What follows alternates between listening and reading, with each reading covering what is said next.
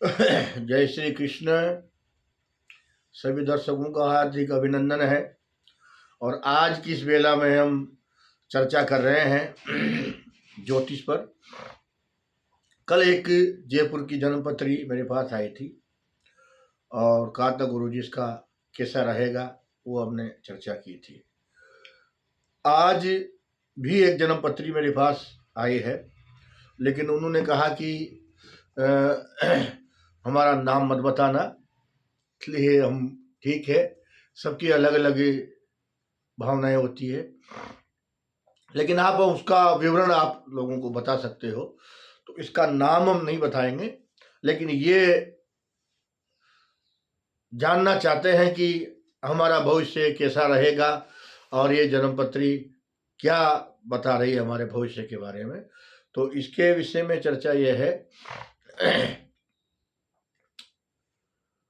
कि इस कुंडली में मैं आपको यहाँ दिखाऊं तो ये जो कुंडली है इसमें काल सर्प योग बना हुआ है। और काल सर्प योग ऐसा बना हुआ है कि इसके कितना भी प्रयत्न हो जाए, कितना भी धंधा, कितना भी बिजनेस करे, लेकिन कोई ना कोई बाधाएं, प्रॉब्लम चलती रहती है। और इन्होंने जन्मपत्री भी इसलिए दिखाई है कि गुरुजी हमारे प्रॉब्लम, परेशानियां चलती रहती है, और कुंडली भी यही कर रही है। हालांकि कुंडली में कुछ ग्रह ऐसे हैं कि उसको बुलंदियों पे ले जा सकते हैं। गुरु और चंद्र की युक्ति है, और गुरु अपने घर में यानी कि धन भवन में स्वयं विराजमान है, और चंद्रमा उसके साथ विराजमान है। और गुरु जो आय भवन है नववा, उसका स्वामी भी गुरु है, और धन भवन में, द्वितीय भवन में गुरु विराजमान है चंद्रमा के साथ। तो इससे तो सिद्ध होता है कि ये बहुत संपन्न परिवार में इनका जन्म हो, या बहुत ज्यादा धन धान्य इनके घर में होना चाहिए, और ऐसा है भी सही। लेकिन जो प्रोग्रेस इनकी होना चाहिए, या दाम्पत्य जीवन में, गृहस्थ जीवन में मधुरता होना चाहिए, वो नहीं हो रही है। शादी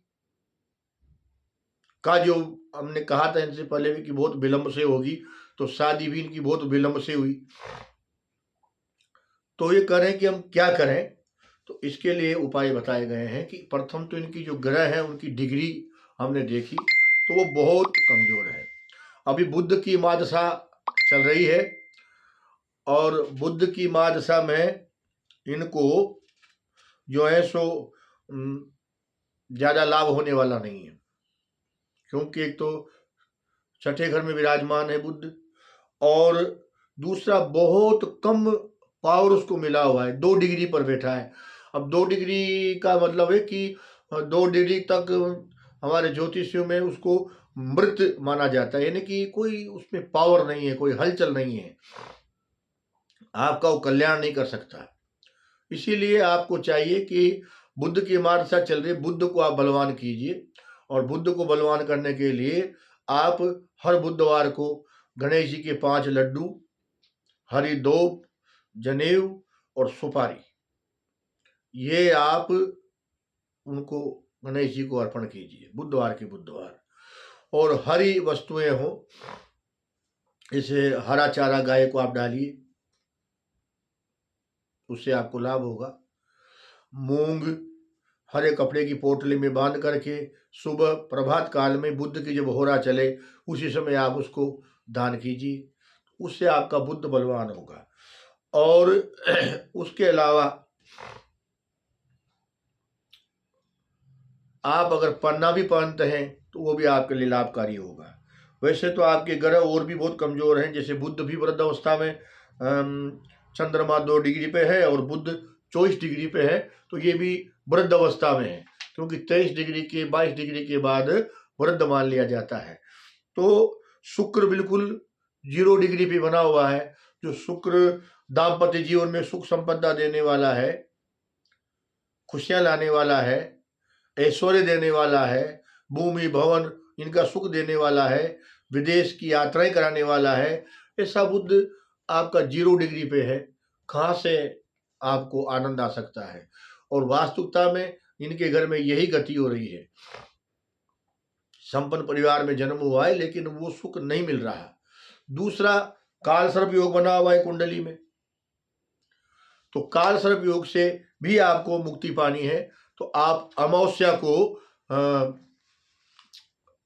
खूब पितरों के लिए दान करें, गायों को हरा चारा डालें और पितरों के तर्पण करें, श्राद्ध करें। कोई आपके यहाँ आसपास विद्वान विप्र हो तो उसको आप अन्न दान कर सकते हैं, वस्त्र दान कर सकते हैं। ऐसा नहीं है तो आप आपके भाणेज को भोजन कराएं, उसी को आप कपड़े वगैरह दे सकते हैं।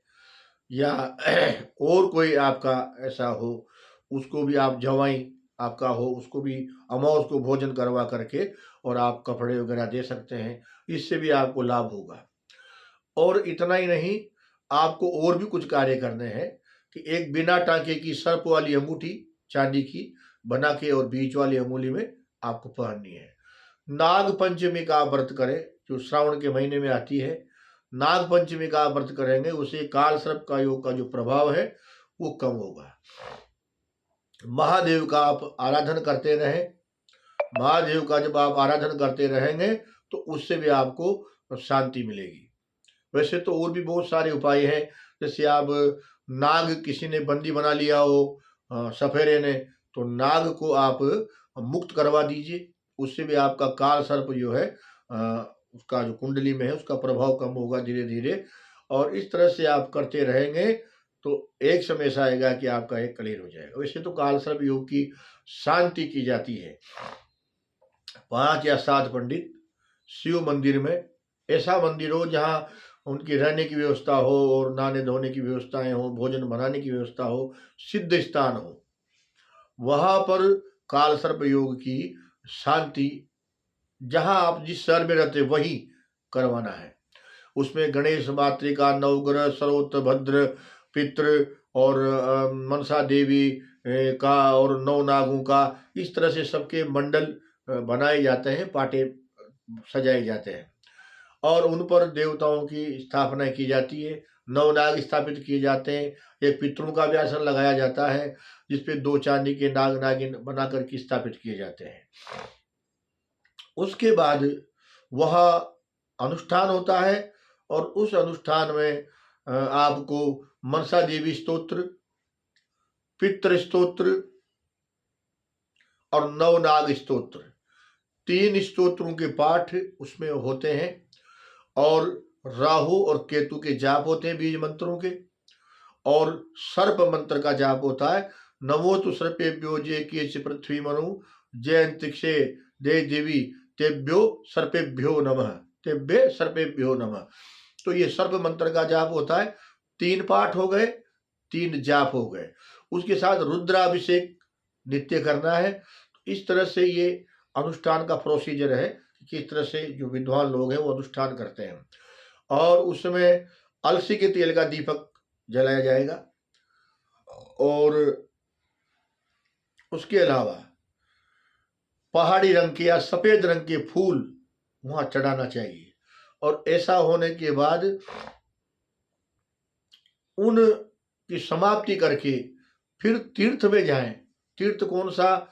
मुझे तो जो सबसे ज्यादा फायदा देने वाला स्थान मिला काल सर्प वालों के लिए, वो प्रयागराज, जहाँ गंगा यमुना सरस्वती का संगम है, वहाँ का ज़्यादा रिजल्ट देखने को मिला। हालांकि अधिकतर लोग पूरे भारत में नासिक जाते हैं त्र्यंबकेश्वर महादेव के, उज्जैन में भी जाते हैं, लेकिन अगर आप प्रयाग में जाते हैं तो और ज़्यादा अच्छा है, क्योंकि वो तीर्थराज है। वहाँ पितरों के तर्पण आदि करें, सफ़ेद वस्त्र पहन करके, और सारा ये सिस्टम जो वहाँ के आचार्य बताए वो करके, और संगम में स्नान करके उन सर्पों को उसमें विसर्जन करें। कपड़ों को, वस्त्रों को वहीं त्याग करके आना है। और इस प्रकार से अगर आप ये कार्य करते हैं तो पूर्ण शांति होती है। और एक बात और है कि जब भी ये अनुष्ठान शुरू होता है, या तो पंचमी तिथि हो या फिर आपका मघा नक्षत्र हो या अश्लेषा नक्षत्र हो। अश्लेषा नक्षत्र सर्प इसके देवता है और मघा नक्षत्र पितृ इसके देवता है, और दो दोष के कारण ही काल सर्प योग कुंडली में बनता है, पितरों के कारण या सर्पों के दोष के कारण। तो ये आपकी कुंडली में दोष बना हुआ है।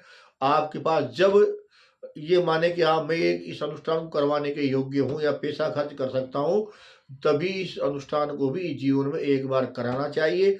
शिव का आराधन करें, पितरों की स्तुति करते रहें, अमावस्या को दान पुण्य करते रहें, तो निश्चित आपकी जो अवरोध आ रहे हैं जीवन में और आपको सफलता ही नहीं मिल रही है, वो मैं गारंटी से कह रहा हूँ कि आपको सब प्रकार का लाभ होगा, सब सफलताएं मिलेगी।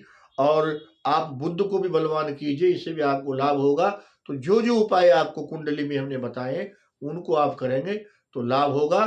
तो इसी के साथ आज ये कुंडली का जो अवलोकन किया, इसको हमने देखा, तो सभी को जय श्री कृष्ण। और आशा करते हैं कि सबको हमारा ये कार्यक्रम अच्छा लगा होगा। तो अच्छा लगा है तो आप इसमें कमेंट्स करें, शेयर करें, लाइक करें, और फिर नए वीडियो के साथ मिलेंगे। सभी को जय श्री कृष्ण।